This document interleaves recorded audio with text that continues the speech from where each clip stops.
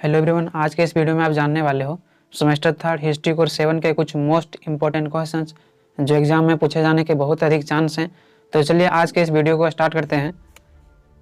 Question है कि सरदारी लड़ाई पर एक निबंध लिखें अथवा सरदारी आंदोलन के विभिन्न चरणों का वर्णन करें। तो आपको इन दोनों क्वेश्चन में कोई भी क्वेश्चन एग्जाम में पूछे आप आसानी से इसका आंसर को लिख सकते हो। तो चलिए हम लोग इसका आंसर को देखते हैं। सबसे पहले आपको परिचय देना है। सरदारी आंदोलन को मातृभूमि की लड़ाई यानी कि मुल्क की लड़ाई तथा जमीन की लड़ाई भी कहा जाता है। हो विद्रोह तथा कोल विद्रोह के दौरान सताने के कारण छोटा नागपुर से बहुत से आदिवासियों ने असम के चाय बागानों की तरफ पलायन कर लिया था तथा वहीं बस गए थे। इसके अनुपस्थिति के कारण दूसरे लोगों ने उसकी जमीन को हथिया लिया था। यानी कि इसमें यह कहा गया है कि जो सरदारी आंदोलन है उस आंदोलन को मातृभूमि की लड़ाई कही गई है या मुल्क की लड़ाई। यह लड़ाई क्यों हुआ था?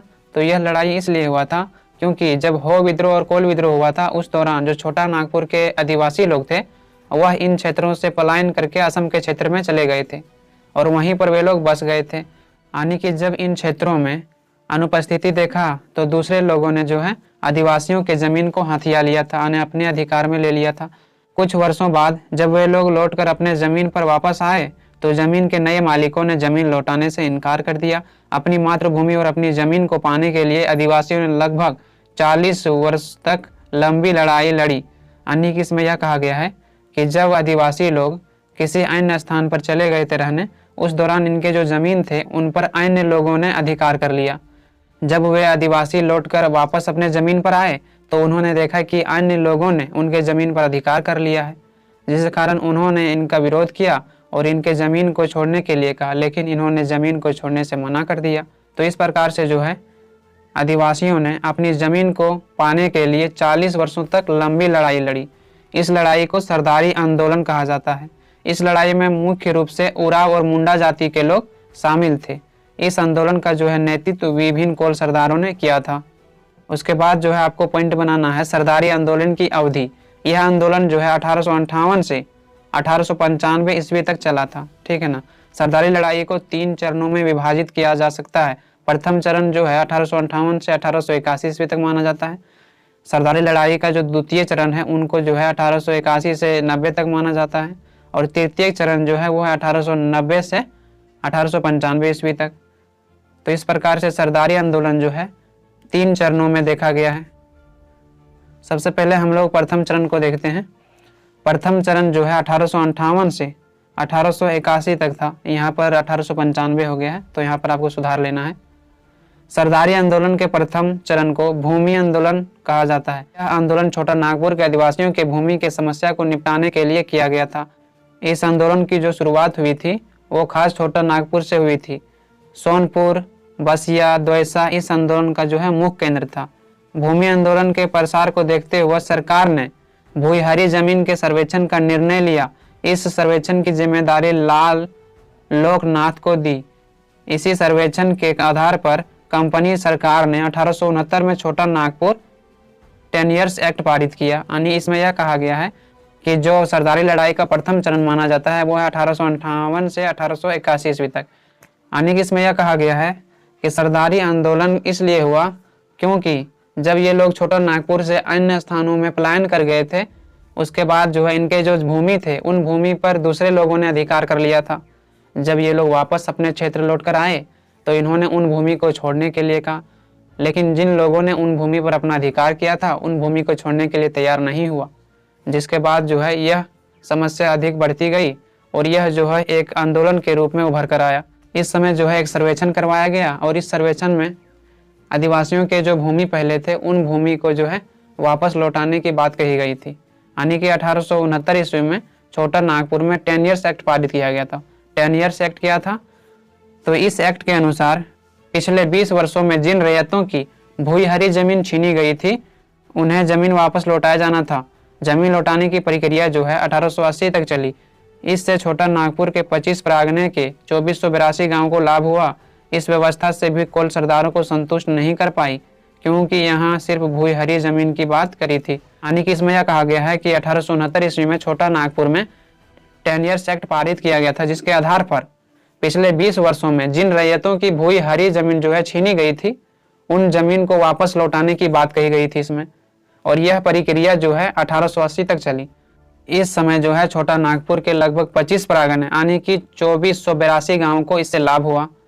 इस व्यवस्था से जो है कोल सरदार संतुष्ट नहीं हुए, क्योंकि यहाँ सिर्फ जो है भूमि हरी जमीन की बात करी गई थी, अन्य प्रकार के जो भूमि थे उनकी बात नहीं करी गई थी।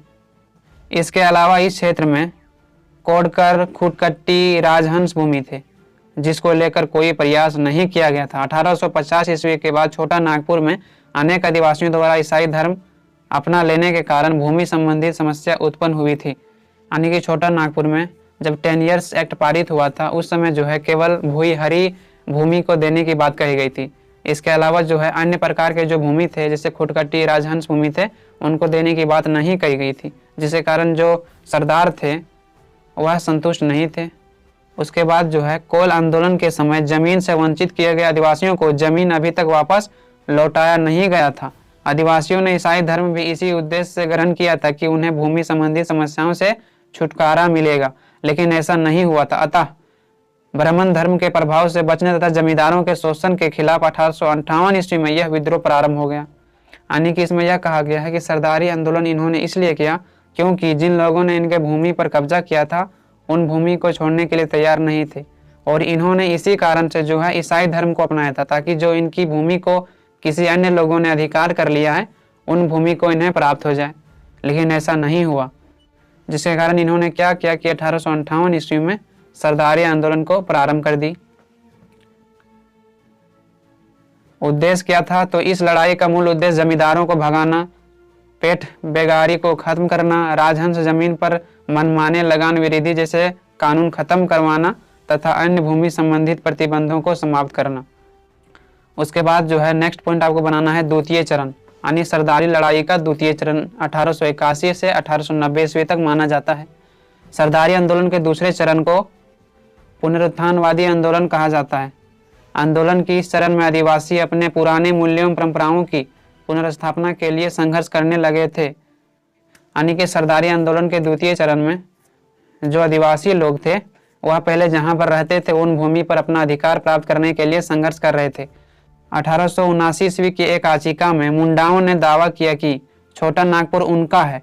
1881 ईस्वी में जॉन वेबहिस्ट के नेतृत्व में कोल सरदारों के एक दल ने विद्रोह कर दिया।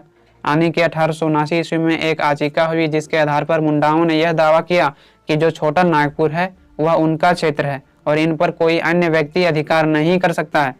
इस प्रकार से 1881 ईस्वी में जॉन वेबहिस्ट के नेतृत्व में जो है कोल सरदारों ने यह विद्रोह को कर दिया तथा दोयसा पर अधिकार कर लिया था। कोल सरदारों ने छोटा नागपुर खास राज्य की पुरानी राजधानी दोयसा में स्थापित कर छोटा नागपुर को स्वतंत्र राज्य घोषित कर दिया था। सारे विद्रोही को बंदी बना लिया गया तथा सजा दी गई। 1886-87 ईस्वी में लूथर मिशन के नोटरोट ने इन आदिवासियों को समर्थन किया था। उसके बाद जो है सरदारी आंदोलन का तृतीय चरण जो 1890 ईस्वी से 1895 ईस्वी तक मानी जाती है। सरदारी आंदोलन का तीसरा चरण राजनीतिक आंदोलन कहलाता है। आदिवासी अपने जमीन से अभी भी बेदखल थे। यानी कि इसमें यह कहा गया है कि सरदारी आंदोलन का जो तृतीय चरण था उस चरण में राजनीतिक रूप ले लिया था। इस समय भी आदिवासी लोग जो थे वो अपनी जमीन से बेदखल थे। अपने फरियाद को लेकर आदिवासी विभिन्न मिशनरियों के पास गए थे, जैसे जर्मन लूथर मिशन के डॉक्टर नेट्रोट, रोमन कैथोलिक मिशन के लिमेंस। जमीन वापसी के आशा में आदिवासियों ने ईसाई धर्म को भी अपनाया, लेकिन इनकी समस्या ईसाई मिशनरियों ने नहीं सुनी। यानी कि इसमें यह कहा गया है कि जो आदिवासी लोग थे उन्होंने अपनी जमीन को प्राप्त करने के लिए ईसाई धर्म को भी स्वीकार कर लिया, ईसाई धर्म को अपना लिया, लेकिन जो है ईसाई मिशनरियों ने इनकी समस्या को समाधान नहीं किया। इसलिए मिशनरियों से आदिवासियों का मोह भंग हो गया। वकीलों ने भी न्याय दिलाने के नाम पर आदिवासियों से 1 लाख रुपया ठग लिया। इससे न्यायालयों के प्रति आदिवासियों का मोह भंग हो गया और आदिवासियों ने कानूनी रास्ता त्याग दिया। यानी कि आदिवासी जो है ईसाई मिशनरियों से सहायता मांगा, लेकिन उन्होंने इनका सहायता नहीं किया, जिसके कारण जो है ईसाइयों से इनका मोह भंग हो गया, उनके विरुद्ध हो गए। यहाँ तक कि वकीलों ने जो है इन्हें न्याय दिलाने के नाम पर 1 लाख रुपया ठगा था। जिसके कारण न्यायालयों के प्रति भी जो इनका विश्वास था वह मोहभंग हो गया और इन्होंने कानूनी रास्ता को त्याग दिया और इन्होंने विद्रोह के रास्ता को चुन लिया। इसी तरह आदिवासी ब्रिटिश शासन के अधिकारियों कर्मचारियों को भी अपना शत्रु मानने लगे थे, क्योंकि वे जमींदारों और दिकुओं के मदद करते थे। हर तरफ से थक हार कर आदिवासियों ने अपनी लड़ाई खुद अपने के सहारे लड़ने का निर्णय किया। यानी कि जब आदिवासियों ने अन्य लोगों से सहायता मांगा और उनका कोई भी सहायता करने के लिए तैयार नहीं हुआ, उसके बाद आदिवासियों ने खुद से उन लोगों का विरोध किया, उन लोगों के विरुद्ध विद्रोह करने के लिए तैयार हुआ जिन लोगों ने इनका शोषण कर रहा था। आदिवासियों ने निर्णय लिया कि समस्त विदेशियों परदेशियों को मार डाला जाए। 1890 ईस्वी के आते इस आंदोलन का स्वरूप पूरी तरह से राजनीतिक हो गया। इस समय तक कोल सरदार अंग्रेजों, मिशनरियों, जमींदारों, दिकुओं सभी का विरोध करने लगे थे। यानी कि इसमें यह कहा गया है कि जब किसी लोगों ने आदिवासियों का सहायता नहीं किया बल्कि उनका शोषण किया, जिसके कारण जो है आदिवासी लोग अत्याचार और परेशान होकर विद्रोह करने का रास्ता को चुना। सभी आदिवासियों ने यह सोचा कि जो विदेशी लोग हैं जो इनका शोषण कर रहे हैं उनको मार डाला जाए, तभी इनके प्रति जो अत्याचार हो रहा है उनसे इनको समाधान मिलेगा। उनका मानना था कि उनके सारी समस्याओं का जड़ ब्रिटिश शासन है। यानी कि आदिवासी लोग मानते थे कि जो भी अत्याचार आदिवासियों के प्रति हो रहा है, जो भी शोषण हो रहा है, उनका सारा जिम्मेदार ब्रिटिश शासन है। अतः 1892 ईस्वी में कोल सरदारों ने ईसाई मिशनरियों की हत्या का षड्यंत्र रच गया था। इस समय आदिवासियों को नेतृत्व प्रदान करने वाला कोई बड़ा नेता नहीं मिला। जब बिरसा मुंडा ने अंग्रेजों के खिलाफ विद्रोह का आह्वान कर दिया था, तब सरदारी आंदोलन के सारे कोल सरदार बिरसा आंदोलन में शामिल हो गए। यानी इस समय जो है आदिवासियों का कोई बड़ा नेता नेतृत्व करने के लिए नहीं था। जब बिरसा मुंडा ने अंग्रेजों के खिलाफ विद्रोह का आह्वान किया, उसके बाद जो है सरदार लोग इस विद्रोह में शामिल हो गए। इन सरदारों के प्रभाव से बिरसा आंदोलन का स्वरूप भी राजनीतिक हो गया। बिरसा मुंडा आंदोलन के प्रारंभ के साथ ही सरदारी आंदोलन समाप्त हो चुका था।